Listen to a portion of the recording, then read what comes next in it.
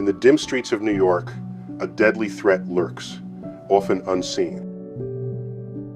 Fentanyl, a powerful synthetic opioid, is devastating the homeless population, taking lives at an alarming rate. Up to 100 times stronger than morphine, fentanyl has become a silent killer for those already at their lowest, turning every moment into a risk. In 2023, fentanyl was linked to nearly 80% of the city's overdose deaths. Though the number dipped slightly in 2024, the drug still drives most overdose cases, especially among the homeless.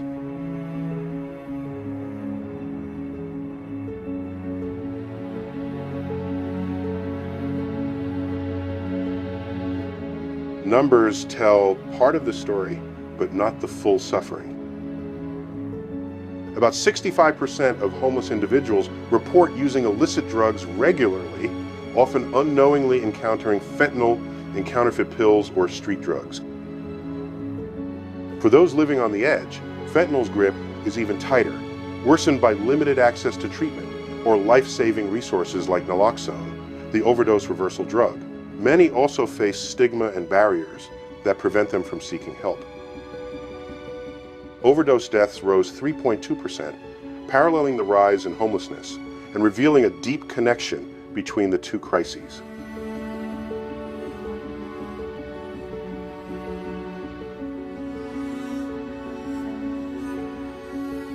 The Bronx and central Brooklyn are particularly hard hit, where fentanyl continues to take lives in shelters and on the streets. While overall overdoses dropped slightly in 2024, the danger remains severe, especially for young people in shelters. Opioid addiction among adolescents has soared 168% from 2018 to 2022. In one heartbreaking case, a 4-year-old in a Brooklyn shelter was exposed to fentanyl, showing just how widespread its impact has become.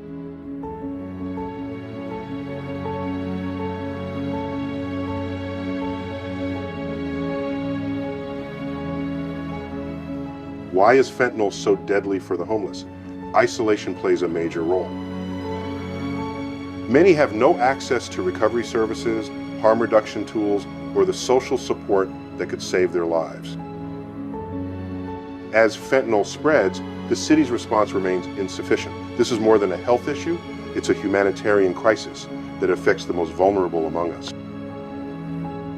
To address it, we must recognize the link between addiction and homelessness, invest in treatment and prevention, and act swiftly before more lives are lost in the shadows.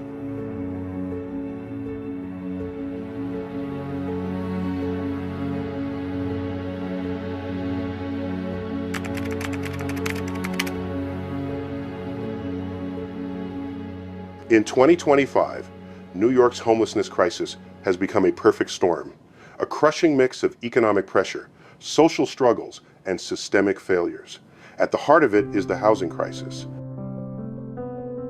With median rents soaring to $3,500 and a severe lack of affordable housing, countless families are pushed to the edge.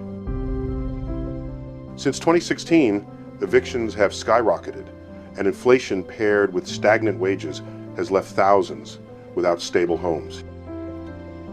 Families, especially those with children, are trapped in overcrowded apartments or forced into shelters.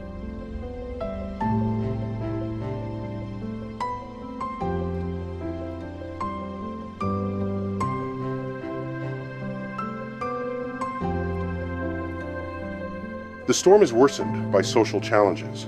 About 30% of homeless individuals struggle with mental health or addiction, yet only a small number receive the help they desperately need. Job losses, unsafe living conditions, and failing safety nets all add to the rise in homelessness. New arrivals, many fleeing economic hardship from other parts of the country or abroad, place even more strain on New York's already stretched resources.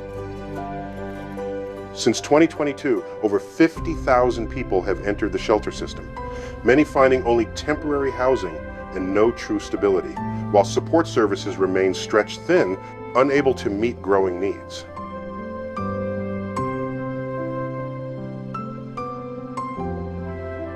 The root problem is a system that fails to prioritize those in need.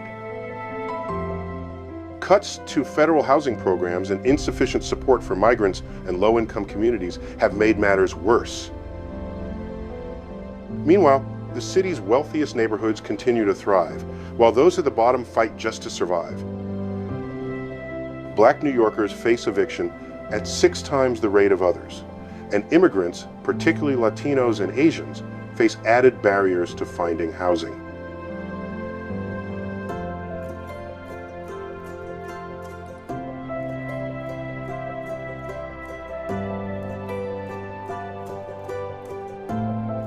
This isn't accidental. It's the result of policies that favor developers over families and profit over people, creating a widening gap between privilege and hardship.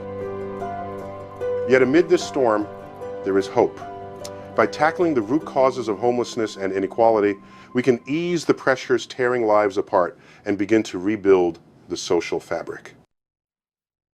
Until then, the crisis serves as a harsh reminder of the choices society makes.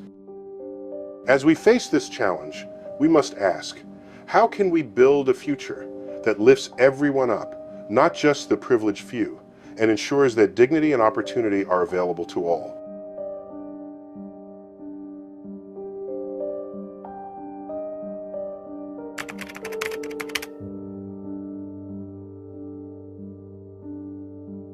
New York's homelessness crisis goes beyond numbers. It leaves invisible scars on the very soul of the city. For those living on the streets, the toll is slow and relentless. Health declines rapidly from exposure, with infectious diseases rising 40% among the unsheltered. Chronic conditions like diabetes and heart disease go untreated, compounding suffering and shortening lives. Children bear the heaviest burden. Over 146,000 school-age kids experience homelessness in the past year. Their education is disrupted by constant moves from one shelter to another, driving dropout rates higher. 1 in 5 misses half the school year, not from lack of effort, but because of the instability they face.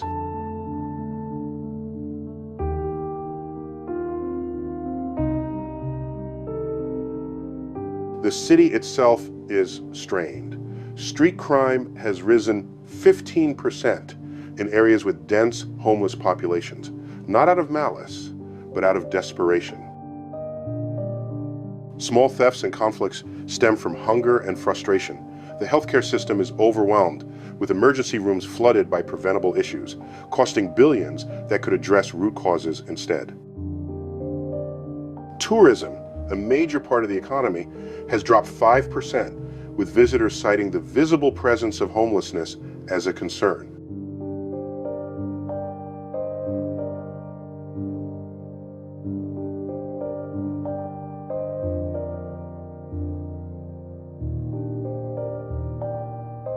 Economically, the city loses roughly $10 billion each year, as those affected struggle to hold jobs and productivity is lost to illness and instability. Spending on shelters has soared to $4 billion in 2025, diverting funds from other essential services like schools, public transportation, and community programs. Amid this, we see individuals like a veteran at Grand Central Station, once a protector of freedoms, now struggling to survive in the shadows of the city he served. His story isn't unique. It reflects a wider failure of systems meant to support, not abandon. These hidden scars remind us that homelessness doesn't just harm individuals, it wounds the entire city, eroding communities and fraying the social fabric. As New York's bright lights flicker, they cast long shadows, urging us to face this deepening crisis and confront the moral cost of letting such suffering continue and challenging us to act before more lives are lost to neglect.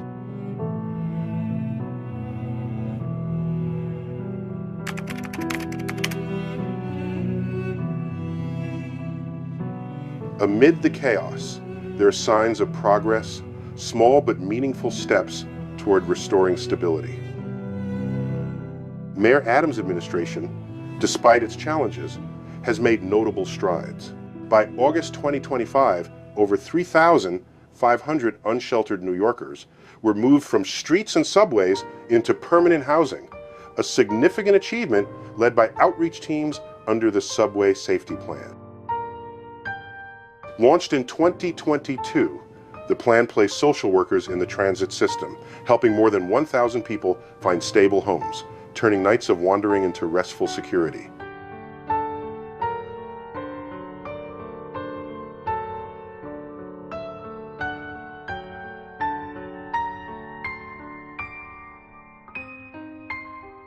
The city also invested $650 million to meet the immediate needs of the homeless.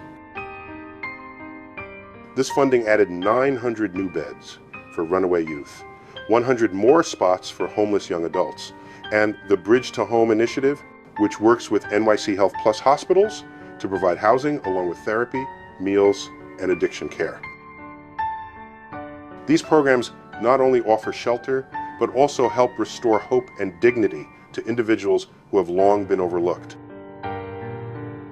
These efforts aim to reduce emergency room visits and ease the burden on the streets. Housing production has also seen record growth, with 33,715 affordable units created in 2025, the third year in a row of breaking records. This includes 1,962 supportive homes for vulnerable populations, and through the Housing Connect lottery, more than 10,000 households were linked to stable housing. Since 2022, nearly 12,500 families have moved into permanent homes, providing lasting stability for over 26,000 people. Nonprofits like the Coalition for the Homeless continue to play a vital role. In 2024, they helped over 17,000 long-term cases, a 32% increase from the previous year. Their youth programs, backpack drives, and summer camps offer support where government resources fall short, often filling critical gaps in care and guidance for those most at risk. While these steps are encouraging, much more is needed. A Housing First initiative could deliver 100,000 affordable units over 5 years, and mobile mental health teams could intervene before crises escalate. Partnerships with corporations could help reintegrate those excluded from the workforce, while community volunteers and local organizations remain key to sustaining progress. With sustained focus and federal support, these combined actions could break the cycle of homelessness, turning recovery into lasting renewal for New York and offering a model for cities across the nation.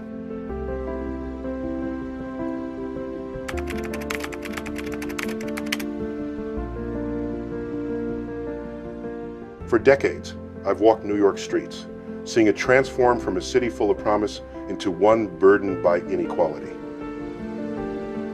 At 72, I've witnessed America's dreams rise and fall as policies unraveled the safety nets my parents' generation built, leaving the most vulnerable behind.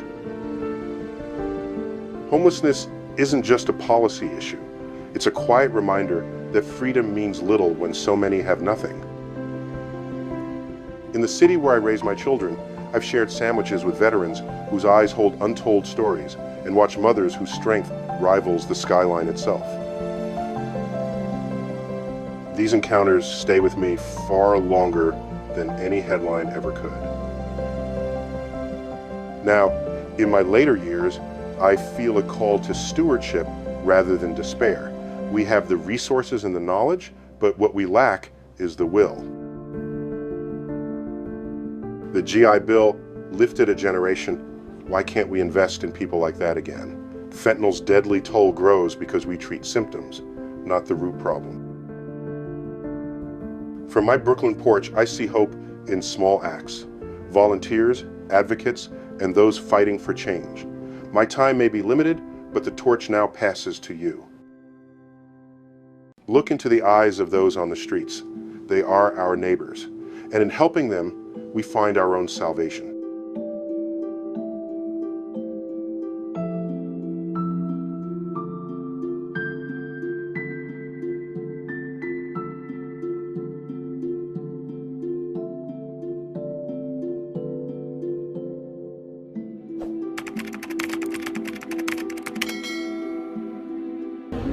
In 2025, New York's homelessness reflects our collective choices, shaped by the priorities we set in budgets and ballots. The scars run deep, from overcrowded shelters to the deadly grip of fentanyl.